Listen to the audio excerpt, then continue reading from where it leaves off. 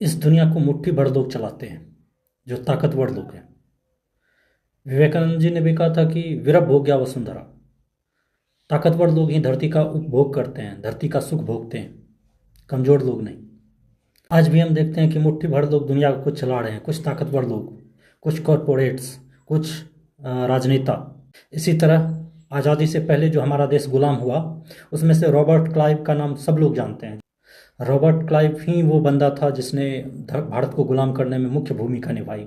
वह बस एक क्लर्क था कंपनी में। पहले अंग्रेज और फ्रांसीसियों का व्यापार दक्षिण भारत में चला करता था, क्योंकि दक्षिण में ही वास्को डी गामा आया था भारत 1498 ईस्वी में। वहीं पर फ्रांसीसी लोग भी व्यापार करते थे और अंग्रेजी लोग भी व्यापार करते थे। तो दोनों में झगड़ा था कि किसका ज़्यादा व्यापार फैले और किसका ज़्यादा प्रभुत्व फैले। वो लोग क्या करते थे कि राजा को आपस में मिला लेते थे। जैसे अभी आजकल कुछ कॉरपोरेट्स हो गए, मान के चलो अडानी है, अंबानी है, या कोई भी और भी बड़े बड़े कॉरपोरेट्स हैं। वो क्या करते हैं, राजनेताओं को पैसा देते हैं, फंडिंग देते हैं और अपने हिसाब से काम करते हैं और बनाते हैं। और कुछ राजनेता किसी खास बिजनेसमैन के पक्ष में होता है, तो वो बिजनेसमैन चाहता है कि हमारे फेवर का राजनेता आए। उसी तरह अंग्रेज और फ्रांसीसी लोग भी यही चाहते थे कि हमारे फेवर का राजा बने। तो इसी बात को लेकर अंग्रेजी कंपनी और फ्रांसीसी कंपनी में आपस में युद्ध होता रहता था। उस समय दक्षिण भारत में फ्रांसीसी बहुत ज़्यादा थे। उस समय दक्षिण भारत में फ्रांसीसी लोगों का प्रभुत्व था, मतलब कि उन लोगों का ज़्यादा एरिया पे कब्जा था। तो कुछ ही एरिया पर अंग्रेजों का कब्जा था। वहीं पे कर्नाटक के क्षेत्र में राजा बनने की बात आई तो फ्रांसीसी लोग चांद साहब नाम के राजा को राजा बनाना चाहते थे वहाँ, और अंग्रेज लोग मोहम्मद अली को राजा बनाना चाहते थे ताकि अपने फेवर में काम हो सके। फ्रांसीसियों का जो जनरल था वो था डुप्ले। वो बहुत चालाक था, वो अपने पक्ष में सारी चीज़ें कर रहा था। लगभग फ्रांसीसी लोग जीत चुके थे। तो वहीं पे रॉबर्ट क्लाइव आता है। मात्र वो उस समय क्लर्क था, क्लर्क से सेना में भर्ती हुआ था थोड़े समय के लिए और सेना के निचले पायदान पे था। लेकिन उसने सलाह दी वहाँ पर कि आप मुझे कमांडर बनाइए और मैं इसकी सेना को हरा दूंगा। फ्रांसीसियों के चांद साहब लगभग जीत चुके थे, कर्नाटक में उनका ही राज होने वाला था। लेकिन होता यूँ है कि चांद साहब और फ्रांसीसी लोग मिलकर अंग्रेज़ों को वहाँ से भगाने वाले थे। तो रॉबर्ट क्लाइव अपने वरिष्ठ लोगों को सुझाव देता है कि आप मुझे कमांडर बनाइए और मेरी नीति ये है कि ये लोग तिरुचिरापल्ली में उस समय युद्ध होने वाला था। तो तिरुचिरापल्ली में ये लोग उलझे हुए हैं अपनी विशाल सेना लेके। हम लोग सेना लेकर चांद साहब की राजधानी पर आक्रमण कर देंगे। उसको ये अंदाज़ा भी ना होगा कि मेरी राजधानी में आक्रमण हो जाएगा। वो लोग फिर अपनी राजधानी को बचाने के लिए वहाँ से तिरुचिरापल्ली से अपनी सेना हटाएंगे और जब हटाएंगे तो हम लोग बच जाएंगे। तो इस योजना के साथ मात्र 500 सैनिक, 200 मात्र यूरोपीय सैनिक थे, मतलब अंग्रेज सैनिक, और 300 भारतीय सैनिक। उस समय सैनिक भाड़े पर आया करते थे। जैसे अभी है ना कि अग्निवीर। अग्निवीर क्या है, एक तरह से कॉन्ट्रैक्ट है कि इतने साल, 3 साल के लिए आप काम करेंगे। परमानेंट तो है नहीं, सरकारी सारा एनोलेंस मिलेगा नहीं। उसी प्रकार वो कंपनी राज वाला सिस्टम चल रहा था उस समय।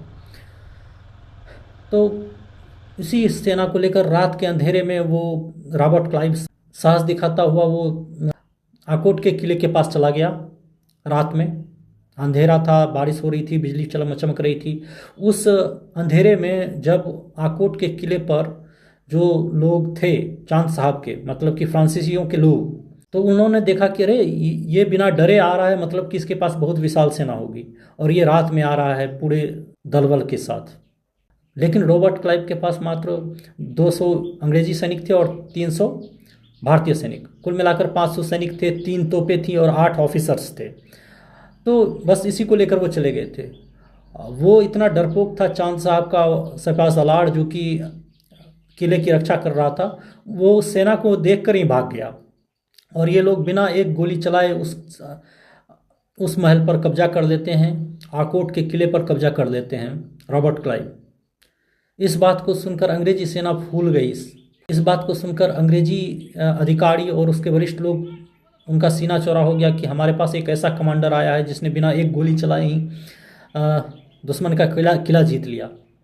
उसे फरिश्ता कहा जाने लगा, आसमान से उतरा हुआ कमांडर कहा जाने लगा।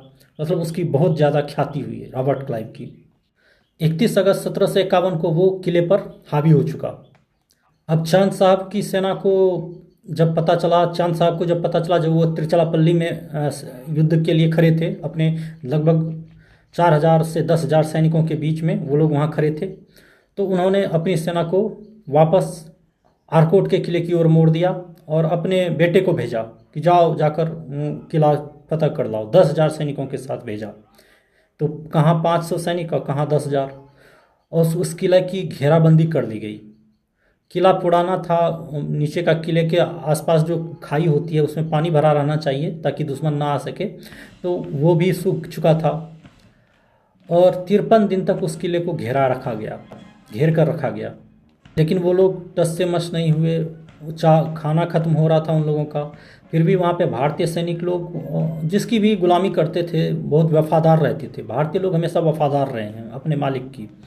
तो ये लोग ये चावल जो था, चावल का माड़ पीकर भारतीय लोग रहते थे और उस चावल को 200 अंग्रेजों को खिला देते थे। वो कहते थे कि आप लोग बाहर से आए हैं, आपको यहाँ का क्लाइमेट सूट नहीं करता है, हम लोग तो यहीं रहते हैं, हम लोग जी लेंगे मार पी कर भी, आपको चावल खाना ज़रूरी है। तो वो अंग्रेज़ों को वो चावल खिला देते थे क्योंकि उसकी नौकरी करते थे, उनके सिपाही थे।